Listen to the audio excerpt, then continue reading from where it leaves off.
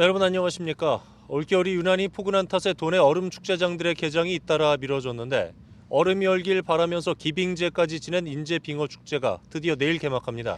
네, 오늘 지원 8시 뉴스는 겨울축제 원조인 인제 빙어 축제장에서 축제 소식과 인제 지역 현안을 중심으로 특집 뉴스로 진행합니다. 먼저 윤수진 기자입니다.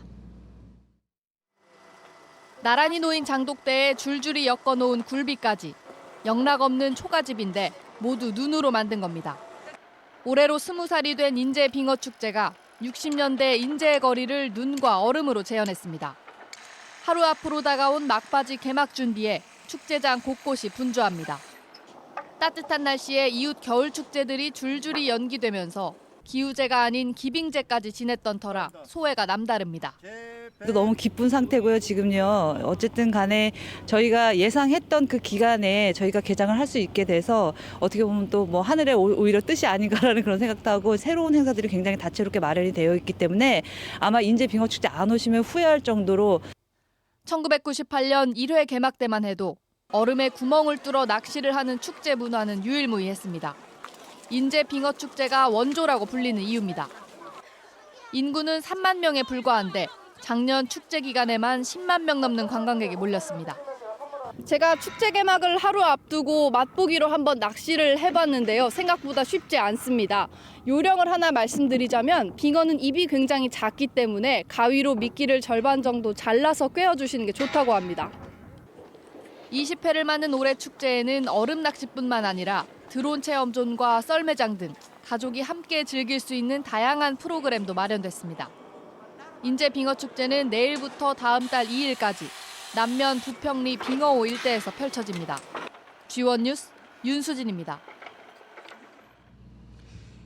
대북 개별 관광 논의가 시작되면서 주목받고 있는 곳이 바로 인제 지역입니다. 남쪽에서 가장 짧은 거리로 북한 금강산에 닿을 수 있는 길이 있기 때문입니다.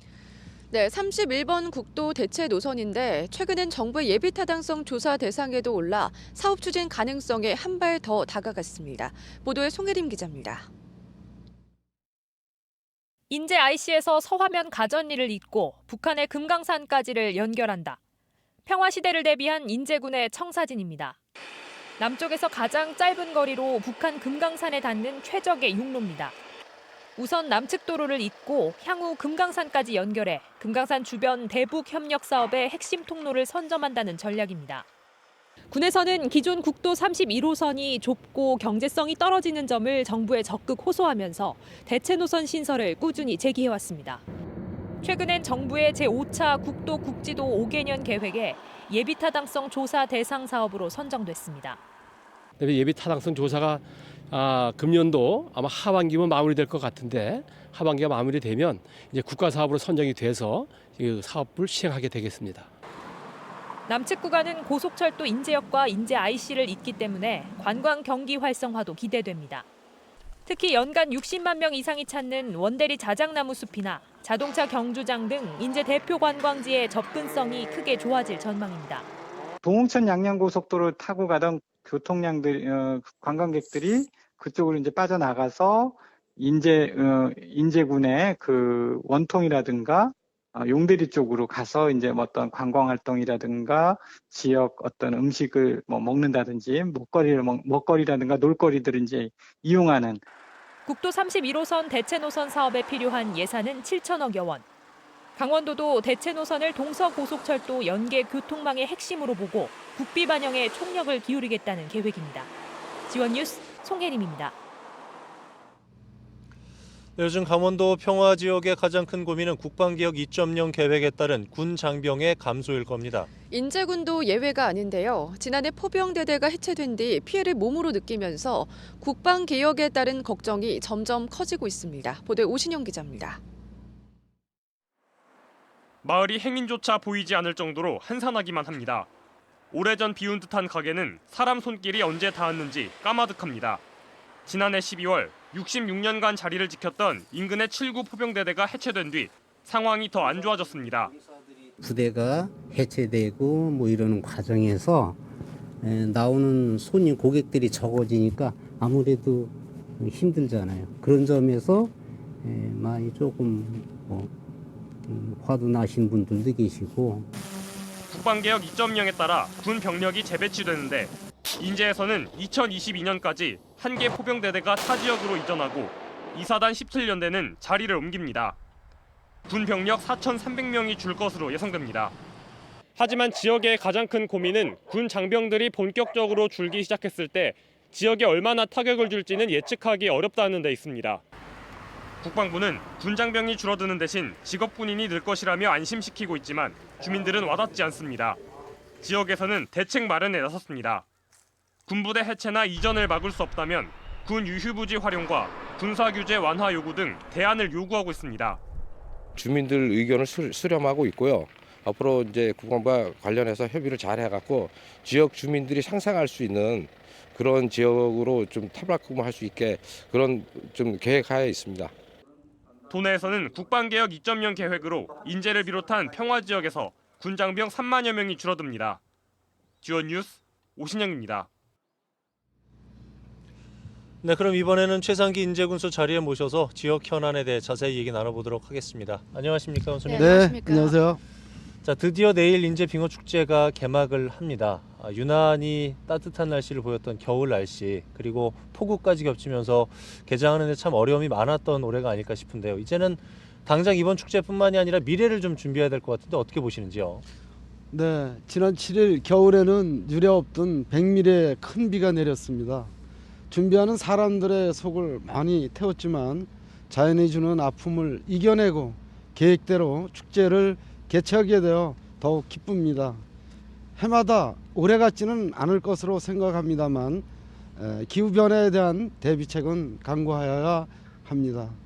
환경부와 협의가 늦어 빙어의 물막이 공사가 지연되었지만 내년에는 완벽한 공사로 관광객들이 불편이 없도록 축제장을 만들겠습니다. 이와 더불어서 겨울 축제에 대한 패러다임을 바꿔서 인제 빙어 축제가 새로운 겨울 축제의 답을 제시하도록 노력하겠다는 말씀을 드리고요. 앞으로 이곳 빙어호에서 사계절 축제가 열릴 수 있도록 조성하는 것이 목표입니다. 네, 군수님 신년사에서 농업을 지역의 근간 산업으로 복원시키겠다는 말씀을 해주셨습니다. 타 지역을 보면 이 4차 산업이다 북방 경제다 거창한데요. 좀 독특한 것 같아요. 이유가 있겠죠. 네, 인제군 특성상 산업이라고 말할 수 있는 부분이 농업과 관광입니다.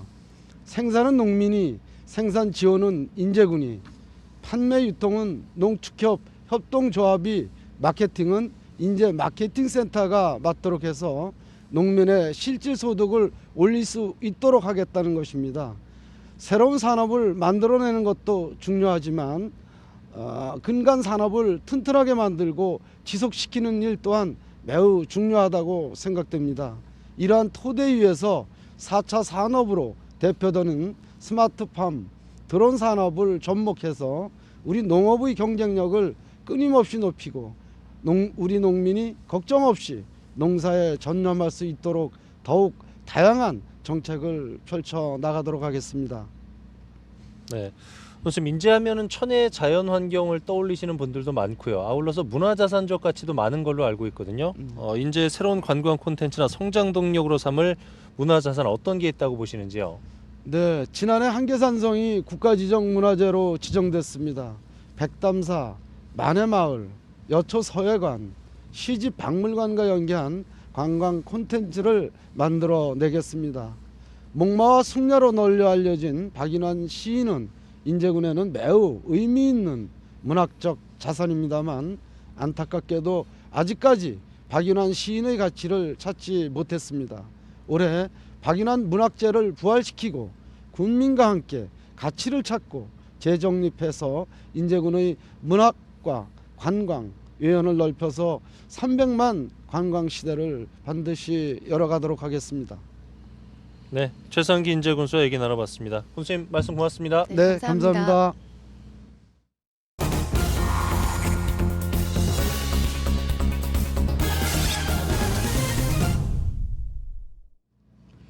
J1 뉴스에서는 양구에서 북한의 내금강을 최단 거리로 연결하는 가칭 신금강산선 철도 건설 논의가 본격화되고 있다는 보도 해드렸는데요. 네, 양구군은 신금강산선 철도와 관련해 자체 용역을 실시하는 등 그동안 준비 작업을 해봤는데 신금강산선 철도 건설의 가능성과 과제는 무엇인지 짚어봤습니다. 김영기 기자의 보도입니다. 양구군이 구상하는 신금강산선은 양구에서 북한의 내금강을 직선으로 연결하는 59km의 철도입니다. 신금강산선이 놓일 경우 서울역을 출발해 춘천과 양구를 거쳐 내금강까지 가는데 1시간 40분 정도 걸린다는 겁니다. 한국전쟁 이전에 철원을 거쳐 내금강을 가는 관광철도가 있었지만 폐선이 된 데다 북한의 임남댐으로 복원이 사실상 불가능하고 길이 또한 2배 가까이 됩니다. 신금강산선 철도는 양구 지역은 물론 도내 접경적 활성화와 정부의 DMZ 생태관광벨트 조성 구상과도 맞아떨어집니다. 문재인 정부의 한반도 신경제지도 구상 DMZ 평화벨트와 연계가 돼가지고 여기가 그 국제 관광 지구화가 돼서 지역의 경제 발전은 물론 강원도의 관광 발전에도 큰 기여를 하게 될 것입니다. 그렇다면 신금강산선의 실현 가능성은 얼마나 될까? 양구군은 신금강산선 철도 기본 구상 용역을 완료하는 등 그간 착실히 준비해왔지만 넘어야 할 산이 많은 게 사실입니다.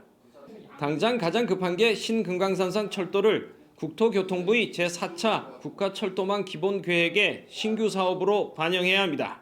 남과 북의 관계가 있기 때문에 먼저는 남북 관계가 좀 화해 분위기가 좀 되는 것이 중요하고요. 그리고 이제 좀 전에도 얘기했지만 제4차 국가철도망 구축 계획에 이 계획 자체가 들어가야 됩니다.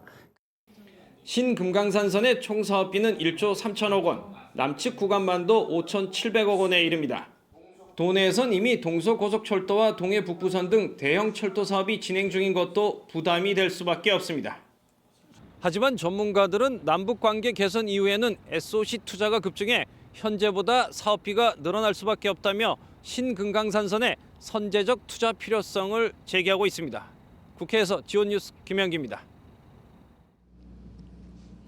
정부가 천안함 폭침에 대응해 시행한 이른바 524 조치를 유연하게 해석할 수 있다는 입장을 밝혀 금강산 관광 재개에 대한 기대감이 높아지고 있습니다. 통일부는 오늘 정례브리핑에서 관광은 대북 제재에 저촉되지 않는 만큼 북한의 호응이 있다면 남북 간의 협력하에 독자적으로 추진할 수 있다고 밝혔습니다. 특히 개별 관광에 대한 미국 측의 견제 발언에 대해 대북 정책은 대한민국의 주권에 해당된다는 점을 다시 한번 강조한다고 말했습니다. 현재 정부는 금강산이나 개성을 통한 남북 간 직접 관광에 대한 다양한 협력 방식과 현실적인 방안을 모색하고 있습니다. 강원도교육청은 오늘 2020학년도 평준화 고등학교 신입생 추첨 배정 결과를 홈페이지에 발표했습니다. 추첨 대상 인원은 지난 8일 발표한 합격자 5,400여 명으로 학생이 이름과 생년월일 등을 입력하면 배정받은 학교를 확인할 수 있습니다. 올해는 처음으로 선지원 후추첨 방식이 도입됐으며 춘천 71.5%, 원주 77.2%, 강릉 78.7%의 학생이 지망한 학교에 가게 된 것으로 조사됐습니다. 하지만 신입생 1,000명 이상이 원하는 학교에 입학하지 못해 해당 교육지원청 등의 항의도 잇따르고 있습니다. 춘천시 체육회장 선거에서 낙선한 일부 후보들이 선거 과정에 부정이 있었다는 의혹을 제기했습니다.